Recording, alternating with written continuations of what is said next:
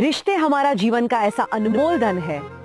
कहते हैं इंसान को सबसे ज्यादा सुख और सबसे ज्यादा दुख उसके अपने ही देते हैं। Relationship are very important, but कई बार हम उसकी कदर नहीं कर पाते।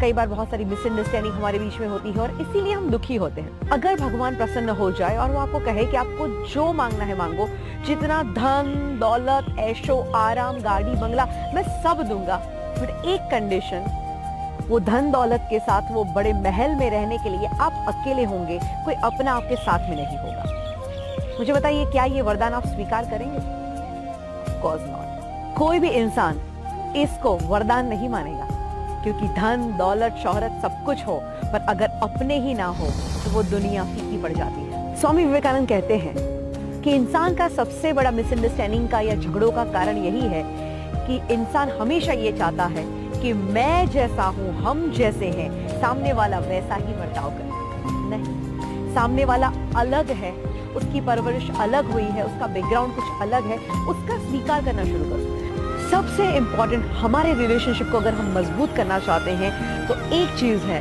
सामने वाले की कद्र करना शुरू करो। क्योंकि कुछ होता ऐसा है कि हम जब इंसान हमारे सामने होते हैं तब तो हम उसकी वैल्यू पहचान नहीं पाते, और वही इंसान जब दुनिया छोड़ के चला जाता है तब उसकी वैल्यू होती है। हम कितना प्यार करते थे वो जीवन भर नहीं कह पाए, और वो कब चला गया पता ही नहीं चला। तो जो इंसान आज आपके जीवन में है, पहले तो उसकी कदर करना शुरू करें। मेरा एक दोस्त था, तो हम जब कॉलेज में साथ में थे, जब भी उसके घर पे जाते तो एक चीज होती, उसके मम्मी पापा हम सारे मित्रों को बिठा के हमेशा उस लड़की की बुराई करते कि हमारे लड़के में तो देखो ये प्रॉब्लम है, हमारा लड़का तो ऐसा नहीं करता वैसा नहीं करता। वो बेचारा बहुत उदास हो जाता। कुछ समय बीता और एक घटना घटी, उस लड़के का एक्सीडेंट हो गया और उसकी डेथ हो गई। उसकी डेथ हुई और उसके बाद जब हम उसके घर पे मिलने गए और उसके माँ बाप ने जब उसकी बातें बताई, हम भी चौंक गए।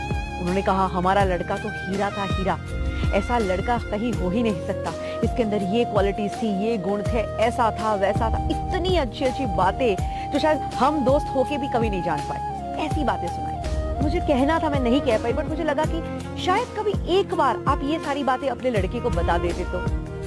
आप जब उसको कोसते थे वो हर रोज मरता था, एटलीस्ट कभी आपने ये बता दिया होता तो वो हर रोज नहीं मरता, उसको इतना दुख नहीं पहुंचता, उसका दिल नहीं टूटता। तो बातें तो अच्छी होती हैं, पर हम शेयर करने में ही हिचकिचाते हैं। अपनों के साथ ऐसी बातें शेयर करना शुरू करो, वो कितने वैल्यूएबल है उनको बताना शुरू करो। अपनों के लिए कभी भी कुछ करो तो उन्हें सुनाना बंद करो। हम क्या करते हैं, अक्सर अपनों के लिए कुछ करते हैं और फिर उसे सुनाते हैं, देख तेरे लिए मैंने ये किया, देख मैंने तेरे लिए ये किया, और सबसे ज्यादा वो हर्टिंग होता है। एंड कई बार मैंने देखा है, कई बार पेरेंट्स एक दूसरे को बहुत सुनाते हैं, हस्बैंड वाइफ एक दूसरे को बहुत सुनाते हैं, एंड होता क्या है, बाद में उसी शब्दों की कोई वैल्यू नहीं होती, और कई बार इसी शब्दों की वजह से लोग आपको हेट करना शुरू कर देते हैं। मधुमक्खी होती है, वो बहुत मेहनत करती है, एक एक फूल में से रस चूस के लाती है और हनी बनाती है। ये मीठा शहद सबको अच्छा लगता है, पर मधुमक्खी को कोई रखना नहीं चाहता। क्यों? क्योंकि वो मेहनत तो करती है पर वो डंक मारती है। एंड जब आप अपनों को ताने मारते हैं, दैट मीन्स आप उनको डंक मारते हैं। तो हो सकता है कि आपके काम शहद जैसे होंगे, बट अगर आपकी डंक मारने की आदत होगी तो आपके अपने भी आपसे दूर भागना शुरू कर देंगे। कई बार हमारा बिहेवियर भी अपनों के साथ इतना गलत होता है, गलत शब्दों के साथ हमारा बर्ताव भी लोगों को अपनों से दूर कर देता है। मैं तो देखती हूँ कई बार लोगों का बर्ताव इतना रूड होता है, इतना रफ होता है कि कई घरों में ऐसी हालत है कि कुछ लोग ऐसे होते हैं जो घर में आते हैं और घर वाले खुश हो जाते हैं, और कुछ लोग ऐसे होते हैं जो घर से बाहर जाते हैं और घर वाले खुश हो जाते हैं। तो जरा चेक कीजिएगा कि आप कौन सी कैटेगरी में आते हैं। रिलेशनशिप में मैं हमेशा कहती हूँ कि अपना रिमोट अपने हाथ में रखो। कई बार हम क्या करते हैं, अपना रिमोट सामने वाले के हाथ में दे देते हैं। अब उसके हाथ में है, उसकी मर्जी, उसने हंसाया आप हंसने लगे, उसने कुछ ऐसा कर दिया आप गुस्सा करने लगे। तो आप अपना रिमोट कंट्रोल क्यों किसी और को देते हैं? कई बार लोग कहते हैं मैम सामने वाले का बर्ताव ही ऐसा होता है, मैं क्या करूं, मुझे भी गुस्सा आ जाता है। तो मैं उसके लिए गौतम बुद्ध का एक सुंदर एग्जाम्पल देना चाहती हूँ। एक बार एक इंसान थे जो गौतम बुद्ध से बड़ी नफरत करते थे, और उनको लगा कि आज तो गौतम बुद्ध के साथ जाके झगड़ा किया ही जाए। जैसे ही गौतम बुद्ध नजर आते हैं, ये उनके ऊपर गालियां निकालना शुरू करते हैं, गालियों की बारिश करते हैं, तुम ऐसे हो, तुम वैसे हो, और गौतम बुद्ध को सबके सामने अपमानित करते हैं। इतना बोलने के बावजूद भी गौतम बुद्ध शांति से बैठे बैठे मुस्कुरा रहे हैं। वो इंसान कहते हैं, मैं तुम्हें इतनी गालियां निकाल रहा हूं और तुम मेरे सामने हंस रहे हो। गौतम बुद्ध बड़े प्यार से कहते हैं, मैं हंस रहा हूं, उसका एक रीजन है। ये कहता है, क्या रीजन है?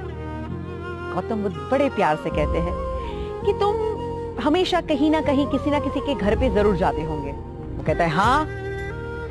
ये कहते हैं कि जब तुम किसी के घर पे जाते हो तो उनके लिए उपहार लेके जाते हो, भेंट सौगात कुछ ना कुछ। कहता है, हाँ, पर इससे क्या मतलब?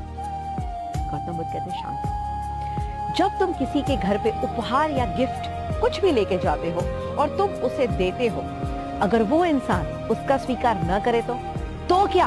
वो तोहफे मेरे पास रहेंगे, पर इसका तुम्हारी मुस्कुराहट से क्या लेना देना है? गौतम बुद्ध बड़े प्यार से कहते हैं कि देखो दोस्त, आज तुम भी मेरे घर आए और तुम ये गालियों की भेंट सौगात मेरे लिए लेके आए, बट मैं इसका स्वीकार नहीं करता और इसीलिए मैं मुस्कुरा रहा। अब इस इंसान का पूरा गुस्सा शांत हो जाता है और वो समझ पाता है कि उन्होंने जो कहा कितनी बड़ी बात है कि मैं तो गालियां लेके आया, मैं तो अपनी नेगेटिविटी लेके आया, उनके ऊपर डालने की कोशिश की, पर उन्होंने अपना रिमोट कंट्रोल अपने हाथ में रखा और मैं उनको गुस्सा नहीं दिला पाया। तो इस स्टोरी से दोस्तों यही हमें मैसेज मिलता है कि जरूर आपके जीवन में भी ऐसे लोग होंगे जो बार बार आपको गुस्सा करवाते होंगे, बार बार आपका मूड बिगाड़ते होंगे, बट अगर आप चाहें तो अपने माइंड का कंट्रोल अपने हाथ में रख सकते हैं एंड हमेशा शांत रह सकते हैं। एंड ऑफ कोर्स ये पॉजिटिव ऊर्जा नेगेटिव ऊर्जा से कई गुना ताकतवर होती है। अगर आप शांत रहेंगे तो सामने वाला कितना गुस्सा कर पाएगा। ऐसी छोटी छोटी टिप्स अगर आप जिंदगी में फॉलो करेंगे तो डेफिनेटली आप अपने रिश्तों में और अपने नेचर में एक बहुत बड़ा पॉजिटिव बदलाव ला पाएंगे। सो मैं इतना ही कहूंगी कि आज से ही अपने रिलेशनशिप को महत्व देना शुरू कर दो, सामने वाले की कदर करना शुरू करो, उसको ताने मारना बंद करो और सामने वाले के हाथ में अपने माइंड का रिमोट देना बंद कर दो।